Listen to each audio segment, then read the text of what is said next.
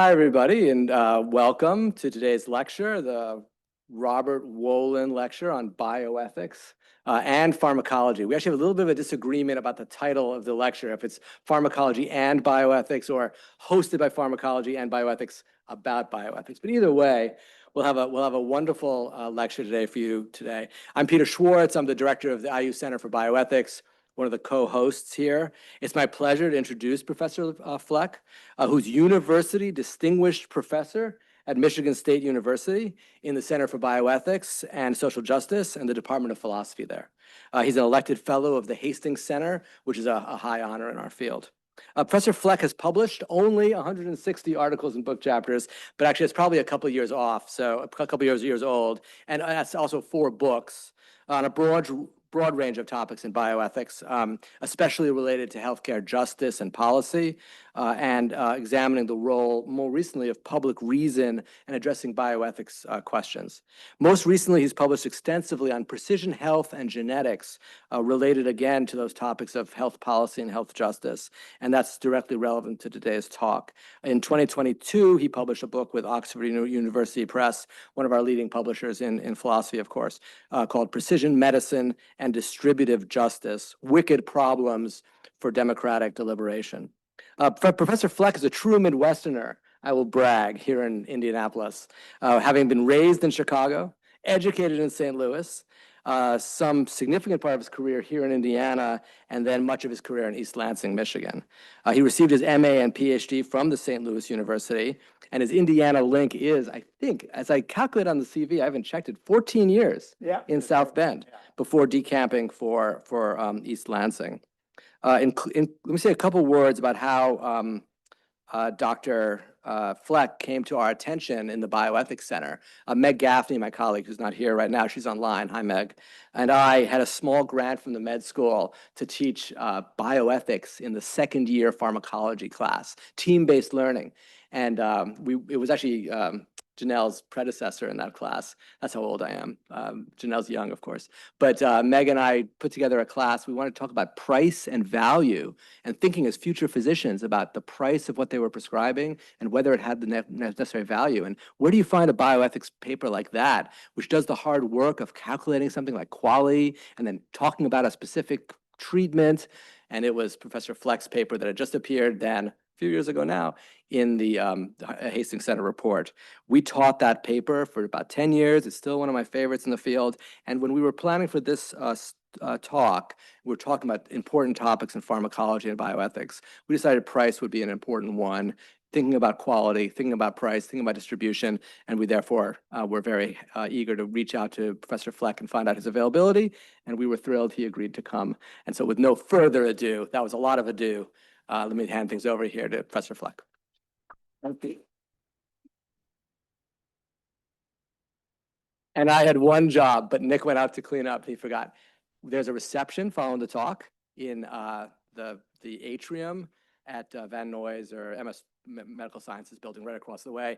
And that's where we'll hear more about Robert Wolen, and there'll be an award, and please come over for free drinks and food. And now, Professor Fleck again, and no more ado.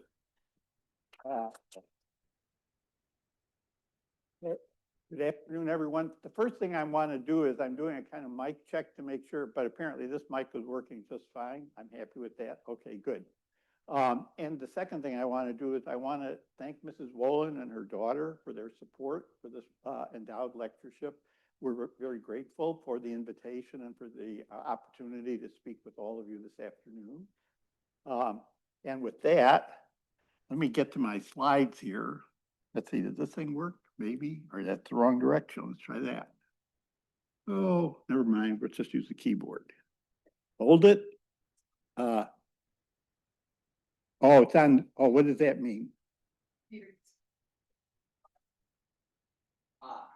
the cursor over this slide. Yeah, there you go. Try that. Like there? Just click in the middle. Click in the middle somewhere. Okay. There we go. Okay. It should work now. Okay. So one of the things you're supposed to do is this conflict of interest statement at the beginning. So I'm not a robot because robots are always bald. And then there's all these other ethical standards about, I hate the product placement stuff they do with ads in terms of movies, but PowerPoint presentations are different because I'm talking about wicked problems for one thing. And so in terms of the objectives of this lecture, we want to recognize that there are a lot of wicked problems that are integral to precision medicine and paying for these targeted therapies. You're going to wonder my use of the word wicked. So let me start by explaining that before I do anything else. A wicked problem is essentially a problem where no matter what it seems you want to do by way of addressing the problem, and it's a problem that threatens some kind of fundamental social value, whatever you propose as a solution is going to threaten another social value that is as important, as critical as the first social value that you were talking about. So to give you a quick illustration, way back in the early 1970s, we had the development of renal dialysis. Renal dialysis at the time cost, or in terms of today's dollars, was $90,000 per patient. Health insurance wasn't covering it. Medicare wasn't covering it. And so these are patients who were going to die without access to dialysis. And so what happened was a group of promoters for these patients went before Congress and literally dialyzed on the hall of Congress a patient and said, this is a patient who's going to be dead unless you do something at the national level to provide them with access to dialysis. So Congress passed, with like only 2 dissenting votes, amazing, the end-stage renal disease amendments to the Medicare program, which pays for dialysis for anybody with end-stage renal disease, as well as kidney transplants. That covers about 540,000 patients today at a cost of about $54 billion or so per year. Now, the problem, the wicked problem is that I'm in heart failure. I need a heart transplant. I can't afford that. Congress, are you going to pay for my heart transplant? And of course, Congress wasn't. And because they hadn't thought of that. But if they had thought of it, they weren't going to agree to start covering all transplants. So you have this wicked problem. What makes kidneys so ethically special that you're not going to pay for a heart transplant, which is equally life-saving, or a liver transplant, or a lung, or whatever? And so you say, oh, well, there's an easy solution to this problem. Let's just pay for all those other transplants too, just a little bit more money. But then, of course, that would raise the issue, well, aren't you going to pay for all these expensive cancer therapies? What makes all the transplant issues so ethically special? It's about saving lives. These expensive drugs are going to do that too. And then, of course, you can continue on and on and on. And if what you're really ultimately concerned about is the cost of healthcare in the United States, then you haven't addressed that part of the problem and the fundamental values that are at stake when we have to talk about healthcare costs. So we want to recognize how these wicked problems undermine our capacity to do just priority setting, that fair healthcare priority setting when we've got to do healthcare cost control. We want to, in particular for this lecture, talk about how the emerging predictive and prognostic capacities of artificial intelligence, generative artificial intelligence, can be used in connection with potential with precision medicine, but also might be used to undermine our capacity to do just priority setting when it comes to healthcare cost control. And then we want to recognize the role of what I call rational democratic deliberation in addressing some of these issues. So I've written a lot about the just caring problem. And the just caring problem is the question, what does it mean to be a just and caring society when we have only limited resources? The amount of money that you're willing to spend as taxpayers or insurance premium payers to cover the cost of healthcare. So what does it mean to be a just and caring society when we've got only limited resources and unlimited healthcare needs? And you say, oh, no, unlimited, well, that's an exaggeration, but it's not. Because what makes needs unlimited are all of these emerging technologies in medicine. Everything that we've done with transplant technology, with diagnostic technology, with your CT, MRI, PET scans, everything that's going on with regard to the development of the LVAD for heart issues and all the cancer therapies and so on, all of that all those technologies, in effect, create needs. So if I were to ask you, how many patients back in the early 1970s needed bypass surgery, that's real easy to answer. That was nobody, because bypass had barely been invented. But when we get to ask how many patients needed bypass surgery last year in the US, probably around 300,000 or so. And so the needs are constantly growing with all of these emerging technologies, and the costs are growing with the emergence of those technologies.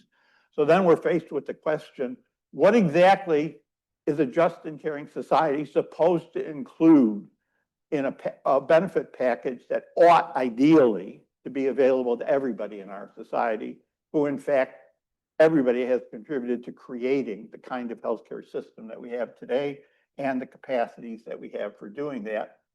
And then the ethics question with regard to AI in this afternoon is, should it be ethically acceptable to exclude individuals from otherwise included therapies because an AI algorithm concludes that the likely benefit for that individual would be too little at too high a social cost? So that's the fundamental question we want to talk about this afternoon. Some statistics just to remind everybody what we're talking about. We spent $5.4 trillion this year for healthcare in the United States, a little over 18% of our GDP. Other countries in Europe are generally spending 10 to 12% of their GDP on healthcare, and they're getting better population statistics in terms of length of life, quality of life, and addressing healthcare needs for a lot less money. The projection to 2033 is that we're going to be spending about 8.6 trillion on healthcare, and that'll be a little over 20% of our GDP at that time. We also want to note that how healthcare dollars are spent is very lumpy.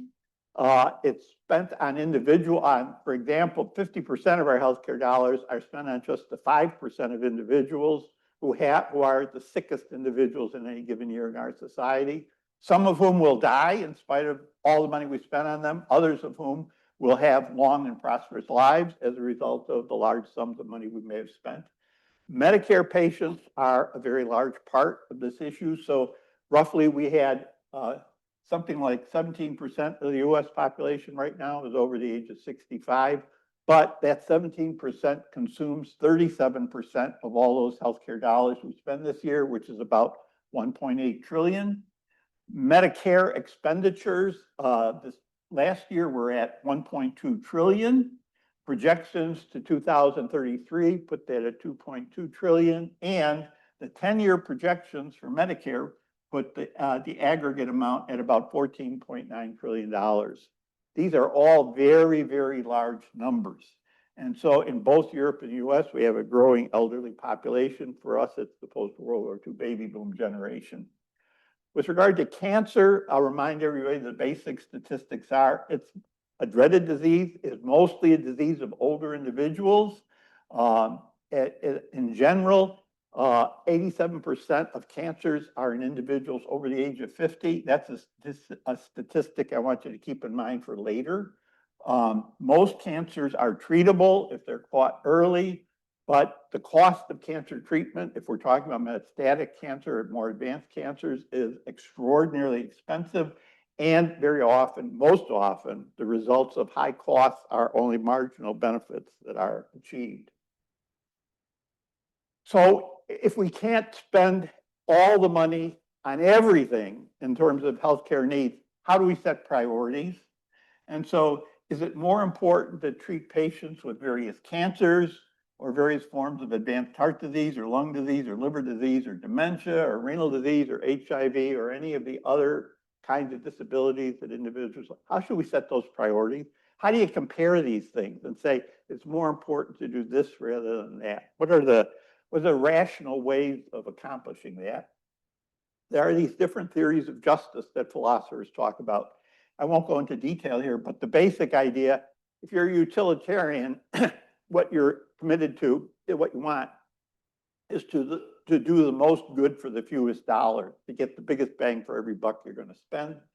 If you're an egalitarian, you want everyone with the same disease to have equal access to an effective therapy for that disease. If you are a luck egalitarian, that the other phrase is a responsibility sensitive egalitarian. You don't want individuals to have access to publicly financed healthcare if the reason why they have serious life-threatening illnesses is because they've made really bad decisions, like smoking 2 packs of cigarettes for 40 years, or running ultra marathons, or doing lots of other things like that that have cost consequences for others who are engaging in those behaviors. If you're a prioritarian, you're saying that individuals who are least well off in terms of their health care ought to have priority for having their health care needs met to the extent that we're capable of doing that. If you're a libertarian, you're saying we should only spend, people have to pay for health care themselves. And if they can't, that's too bad. That's just unfortunate. So here's some, you can look at this slide. You can think about these choices. We have to allocate some kind of expensive life-prolonging treatment to one of the 4 patients below. And so you've got this 63-year-old with ALL and who needs CAR T-cell therapy that's going to cost $475,000 to get 4 extra years of life. And you have a 73-year-old with chronic lymphocytic leukemia who needs zenubrutinib at $175,000 per year to gain 5 extra years of life. You got a 40-year-old with acute myelogenous leukemia who needs quizartinib at $220,000 per year to gain 3 extra years of life, and a 58-year-old with 42 per pack smoking history and non-small cell lung cancer with EGFR mutations. He needs osimertinib at $160,000 per year for 4 extra years of life, but he could also have, if you want, amivantamab, lazertinib at $162,000 for the first year of life. So who in the world of those 4 should get access to that therapy at social expense? And what would be the reasons that you give? What are the justice relevant reasons you would give? And so why is this a wicked injustice issue? Well, if we're utilitarians, we want to maximize. And so then we're rejecting being either egalitarians or prioritarians. And if we're egalitarians, then we are going to reject utilitarianism and prioritarianism. And you can read the rest of what's on that slide there. So there are all these it seems like we ought to be committed like a religion to this theory of justice, to that theory of justice. I would argue, however, that would be the wrong thing to do. We can't do that. It won't work. It's not reasonable. It's not ultimately defensible. Oops, there we go. So here's a cover from Time magazine from more than 20 years ago. And this is at the beginning of precision medicine. And at the time, imatinib, it was a dramatic drug. It gave people 7, 10, 12 extra years of life. And so it became a kind of magnet for medical and social and economic attention. This was something that was worth investing in. We don't have any drug today, especially for treating cancer, that is like imatinib. And so this was extraordinarily misleading in terms of what has happened with the development of precision medicine afterwards. So now there's about 150 of these cancer drugs that have been approved by the FDA. The cost today, I got 100,000 on the slide, but really most of them started at 150,000 and go up from there. None of these drugs are curative. Very often, most often, the median gain in life expectancy is measurable in months, not years for individual patients. And there are more and more of these drugs that are in the pipeline. And so all of this is contributing to the problem of healthcare cost escalation and so on. And so on these slides, the next couple slides, I'm not going through this, you can just quickly read it. These are some of the different drugs that treat different cancers and what the cost per month or the cost per year is for some of them. Here's even more of a list. Got larotrectinib up there for cancers with TRK fusions at $32,000 per month and so on. These are the kinds of results that we're talking about when we talk about very expensive drugs that have only marginal benefits.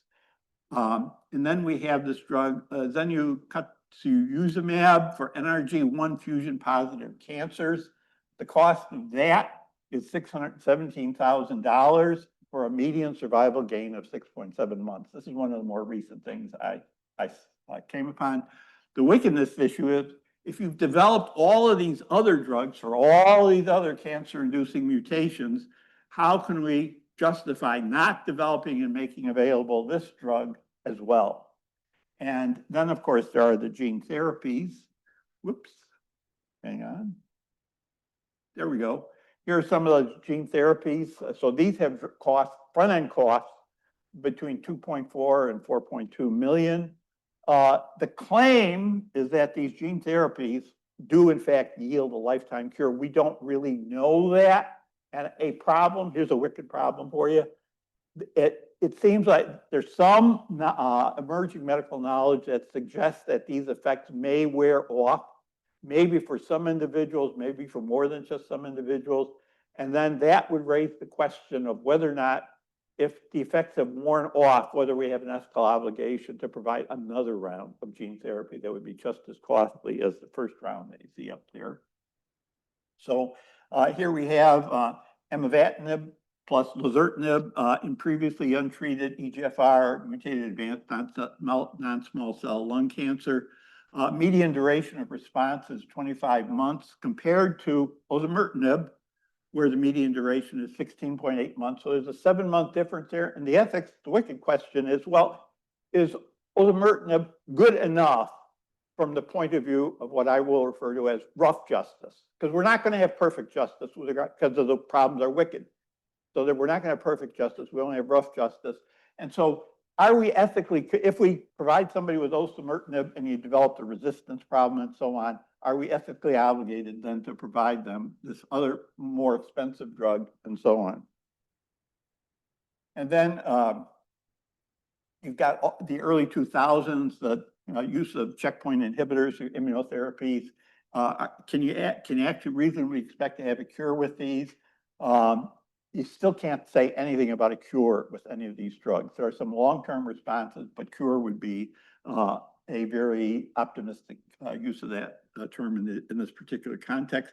The highlighted part of the slide says there are more where Wolchek, who's the author of the article I'm referring to here, a very recent article, says more treatment options are needed for patients with progression after checkpoint inhibitor, checkpoint immunotherapy.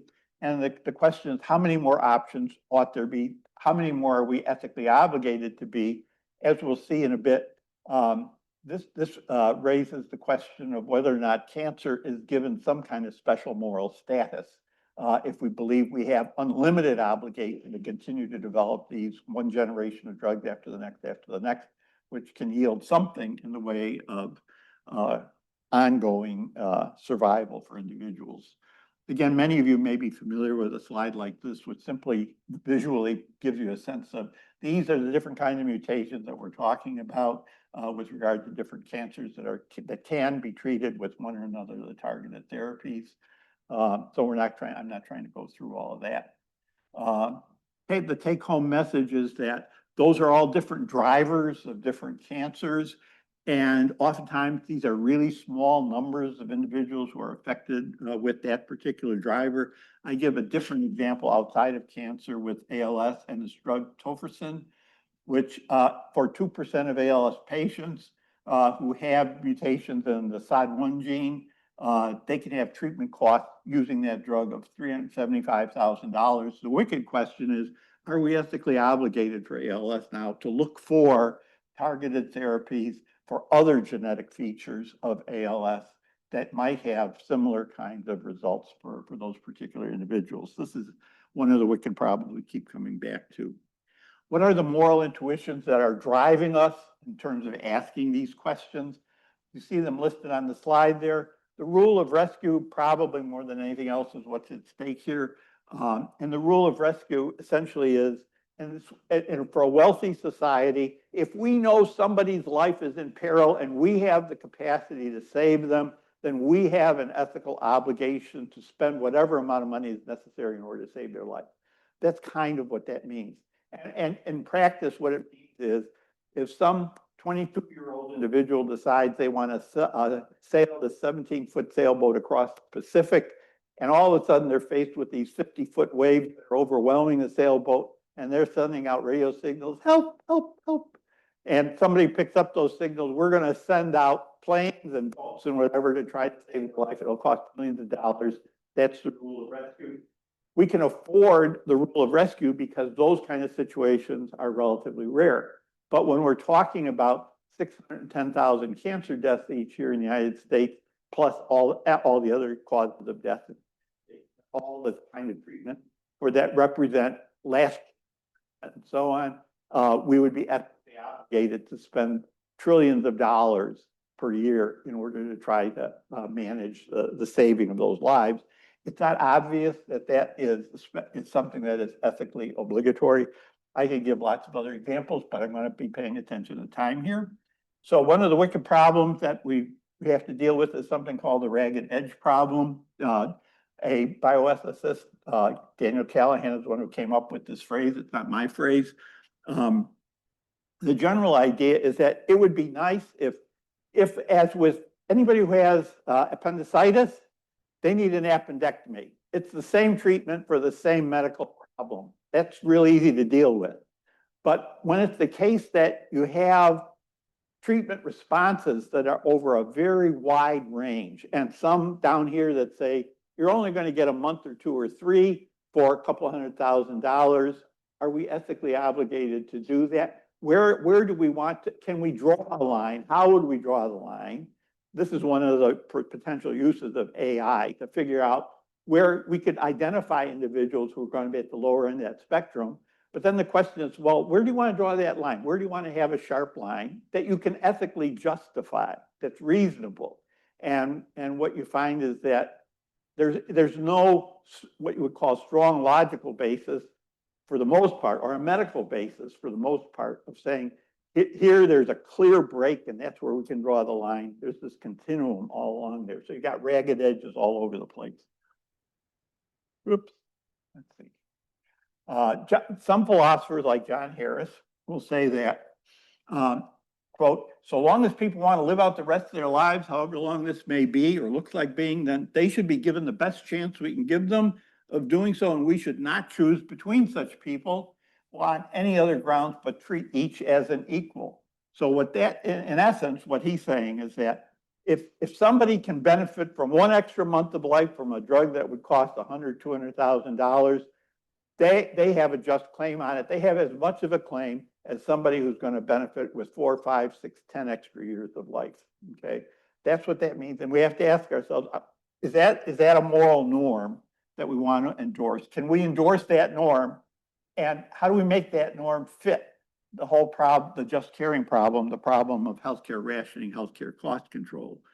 So, I mean, one kind of choice you can make is, well, let's just not, we can meet Harris's requirement by saying, we're not going to do anything for anybody in that particular patient group who have RAS mutations or MEK mutations or whatever. We're just not going to, because none of them are going to, well, the vast majority of them will not gain extra years of life, but there will be some who would gain, and we're going to sacrifice those lives. That feels wicked. It feels like we shouldn't be doing that, okay?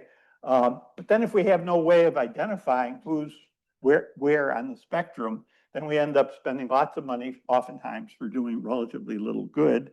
And we want to figure out what in the world we count as rough justice. Should we fund research that's aimed at identifying biomarkers for persons who are much more likely to benefit from access to some of these immunotherapies, such as we'll see in a bit, CAR T-cell therapy, and in fact denying access to these drugs for those who AI predicts will be very, very marginal beneficiaries of that? This is just something on the history of non-small cell lung cancer. I can go through that. The basic problem many of you are familiar with is that the clinical heterogeneity that's associated with tumors and so on. And so what that clinical heterogeneity means is that we have a drug. It can be ipilimumab, it can be imatinib, it can be whatever, one of the tyrosine kinase inhibitors that does a really good job of, in effect, killing the EGFR mutation that's driving this cancer. But then because of the clinical heterogeneity of these cancer cells, there will be another mutation that will emerge as the new driver of the cancer. So cancer disappears for some number of months. And then, of course, you can tell medically that, oh, there's no longer an effective response.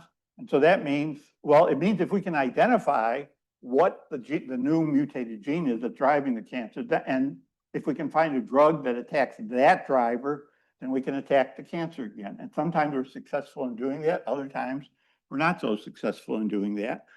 Gerlinger, in that one New England Journal article, concludes intratumor heterogeneity can lead to underestimation of the tumor genetics landscape portrayed from single tumor biopsy samples and may present major challenges to personalized medicine and biomarker development.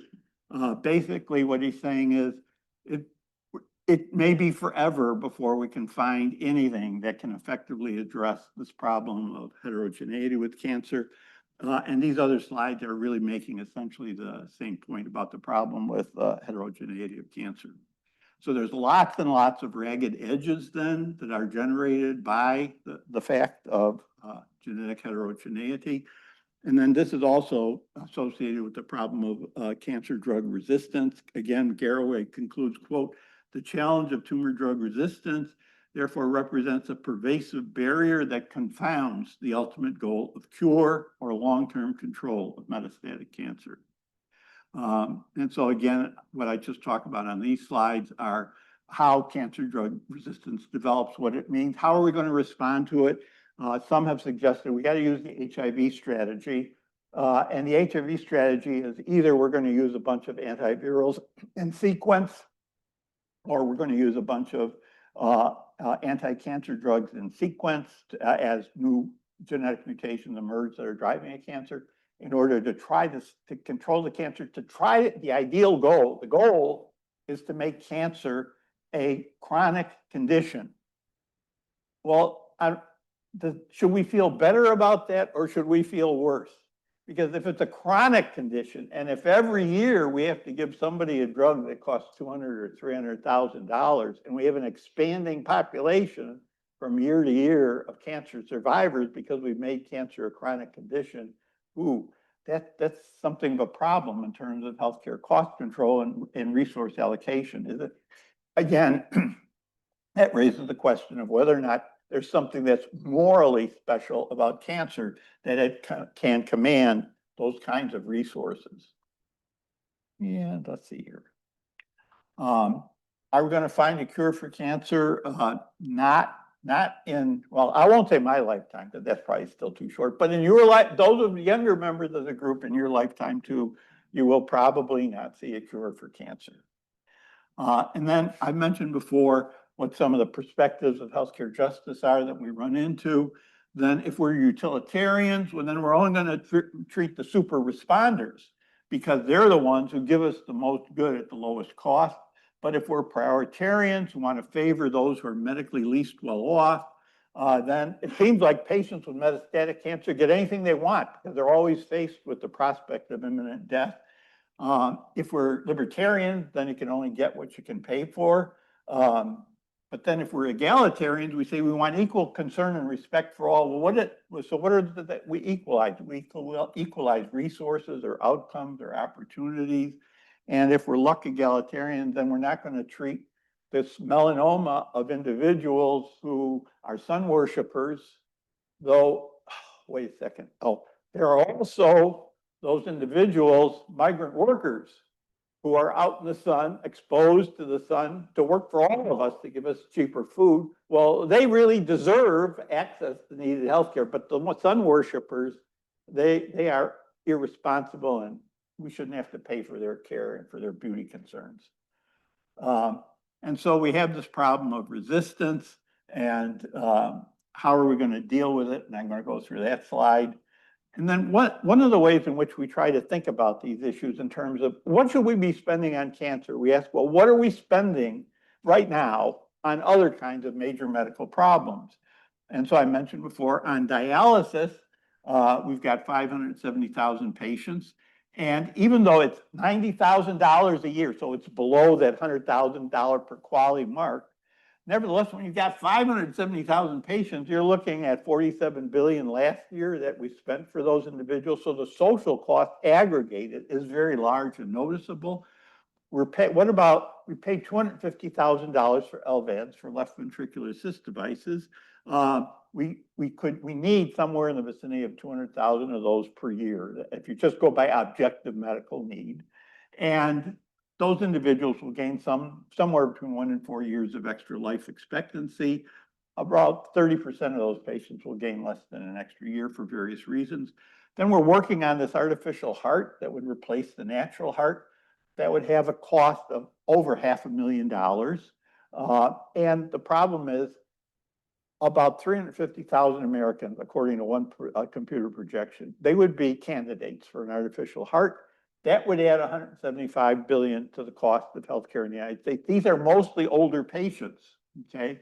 And these are mostly older patients who are now going to live on average 5 years longer with that artificial heart so that they can acquire some form of cancer or so that they can acquire some form of dementia and all of the additional costs that go along with that. In theory, we shouldn't think about those kinds of things, but given all the technology that's out there, that's a problem.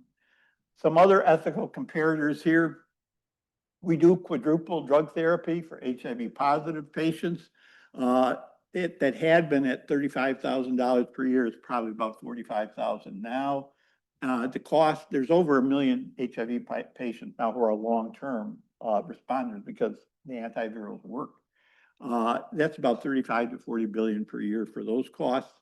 We spend for cystic fibrosis patients now for ivacaftor and lumacaftor $300,000 and $10,000 per patient. This gives those individuals many, many extra years of life. Otherwise, they had about 30-year life expectancy.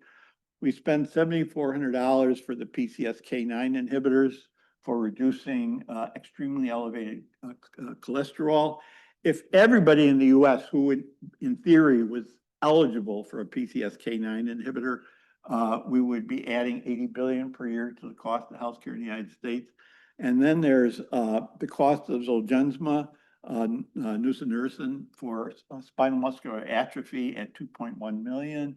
And what is that a cost that we should be bearing as well? So where should the precision therapies be ranked relative to all of these other expensive in the aggregate, more expensive in the aggregate therapies that are out there now? Lots of choices, lots of reasonable things that we could do. We have to move forward. We can't just stay where we are. And then there's the issue of biomarkers. We want to identify metastatic cancer patients who are likely to benefit the most. That kind of makes sense. We want to identify metastatic cancer patients who will almost certainly not benefit. That would be a good thing for AI to do, because otherwise we're not only wasting money, but we're imposing suffering on individuals that's not worth it for the marginal benefit that they might get. And we want to avoid wasting very expensive kinds of societal resources. So, but then we run into the problem of onco-exceptionalism. What justifies our thinking that cancer is something that's ethically special, that deserves much more in the way of public resources and many other kinds of disease problems we're faced with. So here we go into the ethical weeds. This is one of the things that happens when you rely upon, you just put in a search term, you say, I need a picture of weeds for, and so this is the sort of thing you get up there. And of course, the students recognize immediately what I didn't recognize. And then we have that really, okay, then we have the problem of super responder patients. And I mentioned a physician colleague of mine who was diagnosed just with stage 4 gastric cancer and was told you have about 6 months to a year to live. And they did a genetic analysis of his cancer. They said, hey, it's HER2 positive. Let's try some trastuzumab on you. We're going to put you in this experimental group with about 20 other individuals. He's alive today. Every 3 weeks, he gets trastuzumab. The cost over 12 years is about $1.5 million. Everybody else in the group, same gastric cancer, same trastuzumab, they all died within 2 years of diagnosis, stage 4. Why did he live? What makes him so special? Why is he still alive? He shouldn't be, is the argument. There are these very high front-end costs that are associated with some of the immunotherapies like CAR T-cell therapy. And here's an ethics issue that I want you to think about. So if we can identify biomarkers that with the help of AI can identify those patients who need CAR T-cell therapy, who are in the 30% group, who are unlikely, very unlikely to gain more than an extra year of life, should we in fact use CAR T-cell, should we use AI for that purpose to in effect deny those individuals access to CAR T-cell therapy? The front end cost is almost $500,000, plus there are these side effects of your cytokine release syndrome and so on. What does equal concern and respect for all patients require of us who have any opportunity to benefit from some of these technologies? And then I talked a little bit about AI and some predictive and prognostic issues with liver transplant. I'm going to go through that. And then there's the issue of the cancer drug funds in the UK.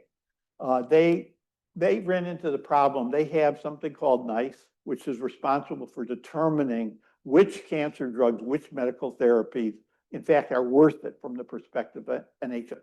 They're entirely independent of government. Nobody can interfere for political reasons with their decisions, so they can make just, thoughtful, reasonable decisions as a group. But politically, this was a problem because they were rejecting lots of these very expensive cancer therapies. And so the government created a cancer drug fund that would be available to individuals who were denied access to drugs that NICE wouldn't cover. Seemed like a compassionate thing to do. Of course, they ran out of money very quickly because everybody, all these folks who were denied access wanted that money. But worse than that, the problem was, hey, again, I got heart disease, I've got liver disease. Why isn't there a special fund to cover those costs for me? So now we get into the ethical jungle with issues related to cutoffs and so on. And there are a couple things I want to get to before I conclude. So here's one of the cutoff issues. There's the BRAF V600 mutation, which is present in a lot of different tumor types. And they can all be treated with the BRAF inhibitor of emurafenib. And so if you have hairy cell leukemia, you got a 98% rate. Melanoma, though, has only a 48% rate. Anaplastic thyroid cancer, 22%. Cholangiocarcinoma, 12.5%. What's the right thing to do, all things considered, medically, ethically, economically, given this biomarker? Should all be treated with emurafenib when we know that the likelihood of just a response is going to be kind of marginal? And we're going to move on here. So this is, again, Ragged Edge's problem with the wicked issues. Here's the last thing I want to get to, and then I want to be able to take your questions. There's this one cancer researcher, Raza, who wrote a book called The First Cell. And this is a cancer researcher, a really distinguished cancer researcher. And she said, you know what? We're wasting tens of billions of dollars on patients with metastatic disease, end of their life, all these drugs that are marginally beneficial. What we need to do is to turn our attention to preventing cancer so that we wouldn't have to worry about all the costs associated with these individuals later on. And so you might think that precision medicine would get along well with precision health, but there is a conflict for resources. And so here's Azra Raza and her book, The First Cell, that I was referring to. But now what I want to talk about is, many of you may be familiar with this company called Grail that invented this test called the Gallery test. The Gallery has been getting lots of attention over the past 2 or 3 years. The Gallery test is a blood test. So it's what they call a liquid biopsy. It's capable of identifying more than 50 different cancers with a simple blood test. The cost of this test is $950 per year. The sensitivity of the test you see on the slide, if you got stage 1 cancer, 16%, 40% for stage 2, 77% for stage 3, 90% for stage 4. Grail recommends that these tests be available annually to everybody in the United States. That's for everybody over the age of 50, because 87% of cancers occur in individuals over age 50. And so the cost for 110 million Americans would be $100 billion per year for them to have this test annually. What would you learn? 98.8% of them would be told, you don't have cancer. No anxiety for this year. You can start worrying again next year. 800,000 out of 110 million individuals would get a false positive result. And it would take $5,000 and 162 days to, in fact, end up saying that was a false positive, you don't have cancer. That's a long period of time for anxiety, having been told there's a cancer signal that we got from this test. And then the rest, so 0.6%, less than 1% of patients to take this test would end up with a positive cancer signal with a real cancer. Now, the Grail researchers are going to say, but we're saving all these lives. How many lives are we going to save? They claim, Grail Gallery researchers, 140,000 lives per year. More objective analysts of their work, and the actual empirical work is limited at this point, say that it would probably be closer to 36,000 lives that would be saved each year in the US. But we have to keep in mind, it's a screening test. So then we have to actually do biopsies and MRI scans to find the cancer and identify it and then treat it. And 1/3 of individuals who would get that cancer signal, be told you actually have cancer, would not be able to afford the cancer treatment that they needed. So the actual number of, theoretically, just theoretically, number of patients who might be saved from spending $100 billion would be 24,000 per year. Are we ethically obligated to do that? Would you endorse that as a good use of limited healthcare resources? And let me just see what other slides we have here. Okay, so this is about the gallery researchers and so on. And so what we get to, and we're going to go through ibrutinib, that's another issue in terms of what's going on and more wicked problems, and the gene therapies and what we should do there, trying to get the right balance. And so the question is, who should decide what the value of these different therapies is? Is this an individual decision to be made by, for example, buying add-on insurance to a private insurance plan, or is this a social problem? What we have to certainly avoid, I argue, is any form of invisible rationing where we give individuals, workers, marginally beneficial insurance that is inadequate for meeting their likely most important health needs. So my conclusions would be some problems of healthcare justice are readily resolved because there's near universal agreement about them, like the hot appendix. Caring for metastatic cancer patients, given therapeutic options, are much more ethically complex. What we need is a process of respectful, rational deliberation that relies upon public reason to achieve a just enough resolution that all would be willing to accept for their future possible selves. So we have these conversations, these public deliberations, like right now, presumably everybody in this room is quite healthy. And even in my advanced stage, I have no idea what I might be vulnerable to. I am behind what the philosopher John Rawls calls a veil of ignorance with regard to my future healthcare vulnerabilities. And so I would want to make, but I know I don't want to spend infinite sums of money on healthcare, on my healthcare or anybody else's. So what would I judge to be, talking to all my neighbors and friends and co-citizens, what would I judge to be a reasonable use of our limited public resources for meeting various kinds of these problems? No single conception of healthcare justice is going to be good enough. We have to make trade-offs, and the process of democratic deliberation must be inclusive. And as I said before, we're mostly behind a veil of ignorance. And so we have to collectively accept the need for limits. Reciprocity is the key to just deliberations. I'm willing to endorse spending social resources. If I'm unwilling to spend social resources for an 80-year-old with CLL who has failed ibrutinib after 5 years of treatment so he can get CAR T-cell therapy, then that same judgment has to apply to me. That's what reciprocity is about. And then I've got some polls here, but we're not going to do the polls right now. Instead, I want to give you an opportunity to ask questions. And, I came close to my 45 minutes. Thank you.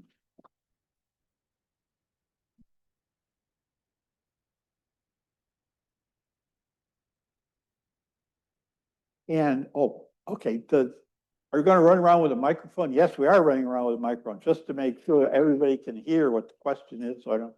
This question starts a little bit away from the larger ethical issues you're talking about, but are there patterns in terms of which payers actually cover the costs of these very expensive drugs that you've talked about? Like, does Medicare cover all of these therapies that you put up here? Do private insurers cover all these therapies? These other is public in there right now, for various reasons, and there are limits on capacity, literal physical capacity to our people therapy. But obviously, if there are clear Medicare funding or other funders for that therapy, then that would encourage the dissemination use of that therapy. So I guess my question would be, is Medicare's policy to cover basically all of these drugs a form of public reason? Democratic deliberation in your estimate, where we've agreed to just sort of whatever comes forward, we're going to cover. No, here's the reality of the drug. You're familiar with the argument. Hey, all the countries in Europe, they're paying like 40 or 50% for the cost of all these drugs, and we're paying the full cost. That's not fair. Why aren't we getting the discounts from the pharmaceutical companies that everybody else is getting in Europe? And of course, the short answer is that Europe, they bargained 80 million Germans bargained with particular pharmaceutical companies to get a 60% discount on their antidepressants. And of course, they're going to get it. So in the end, Medicare says, hey, we got 55 million people here we can bargain with. And when somebody said that, the various folks representing the pharmaceutical companies descended upon Congress and said, this is a horrible idea. You are going to start killing Americans if you. And so what we want you to do to protect American access to these drugs, we want you to pass a law that would make it illegal for Medicare to use its 55 million individuals to bargain for discounts from pharmaceutical companies. And when you're assessing drugs, for whether or not to be included, only two criteria are relevant. Is it safe? The benefit exceeds the risk. And is it effective? Is it more effective than whatever else out there for treating that particular condition? You may not, absolutely legally forbidden, to take into account your decisions the cost of that drug, or to use your authority for giving approval for Medicare coverage as a bargaining chip, which is what they do in Europe. That achieve those low costs for the population. That's what we're going to do. So, while Nick looks up the chat question, do you have your computer open? Is that what you can do? I'll ask a question for the chat. Just. I was gonna say, okay, I'm here to the AI question, which maybe we can get to latter part of questions, but I was gonna say, everything you've said so far does suggest the approach has to be some kind of balance between cost and benefit. And you gave so many wonderful examples where at some point the price is just too high given the value. Is that what you think is the way forward, or is there any hope? It's a separate question. Is there any hope for that being activated as an approach with this, or are we just in the position which I guess you laid out with David's question, which is anything goes? If it's better, marginally better for $100 million, it has to be covered. Isn't that just the truck going off the edge of a cliff? With all kinds of caveats and reservations, I would endorse the future use of AI, again, with careful guardrails, for purposes of identifying individuals who are very unlikely to benefit significantly from an extremely costly drug. Okay, again, it's really hard to make that as a general statement, because one of the things I've certainly become familiar with from my exposure to medicine over all these years is that the details, the empirical details, the medical details make a difference in the ethical judgments that we want to make.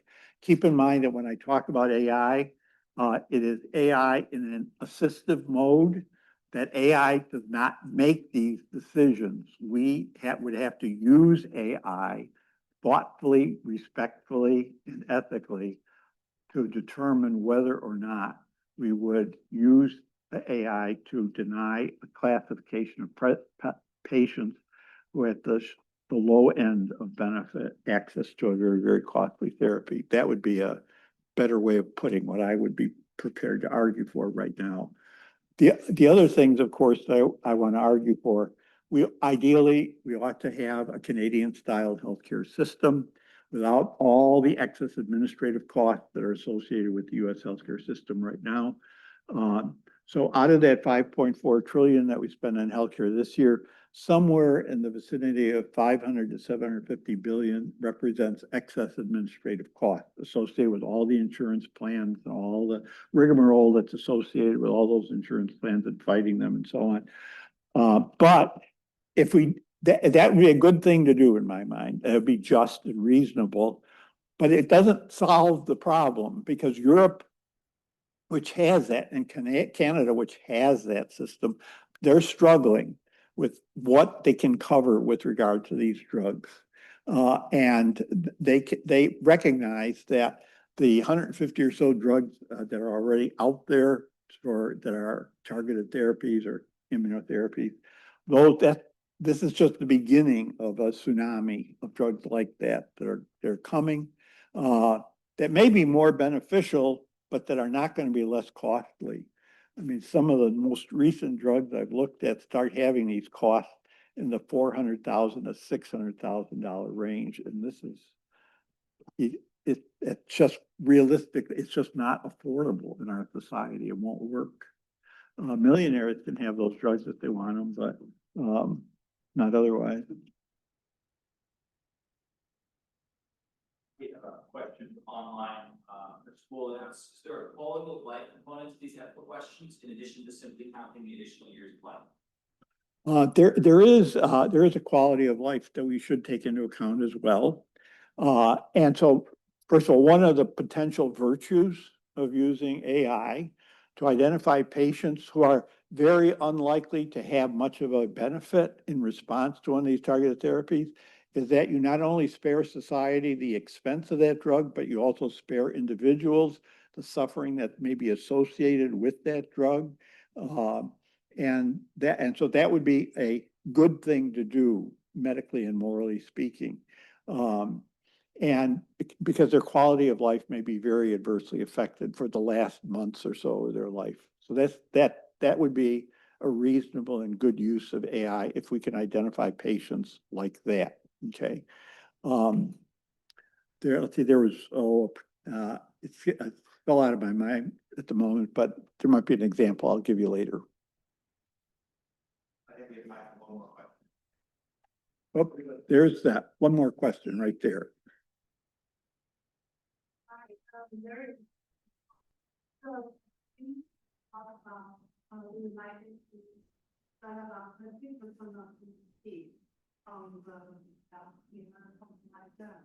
So do you have a number which also is another, for example, each country has different GDP and they have different population. So how much does USA spend per person? So where do they stand as compared to other countries? Oh, yeah. First of all, I have a slide that I didn't include in here, but we're currently spending about $22,000 per person for healthcare in the United States today. If you just divide 5.4 trillion over 330 million individuals, that's the number you get. Relative, and if you graph it out, we're way out, we're an outlier. Because in the European countries, they're spending roughly the equivalent if you do the money exchange, $12,000 or so per member of their population. That's why we say they're at 11 or 12% of their GDP is what they're spending on healthcare. And I mean, they are making different kinds of decisions that are achieving that result. They have the efficiencies of not having the administrative costs we have, but they also have they have a different mix of physicians. So, for example, roughly 60% of their physicians are what we would call primary care physicians. Pediatricians, internal medicine, family practice, and so on. 40% are in various areas of medical specialty. That's exactly flipped in the United States. Only about 40% of our physicians are primary practice. 60% are in the more expensive areas of medicine. So what that means in practice is that primary care physicians, in making a referral to a specialist in one of the countries in Europe, they have to be much more thoughtful about making that referral. They have to know that that patient really, really needs that specialty care, and that there is not a less expensive way of providing that care at a slightly upgraded primary care level. They use their specialists much more efficiently and effectively than we do in the United States. A lot of our specialists do lots of work that a slightly trained up primary care physician could cover as well. And so specialty time is not always justified as specialty healthcare in the United States. So we have much higher cost in part for that reason. Sure.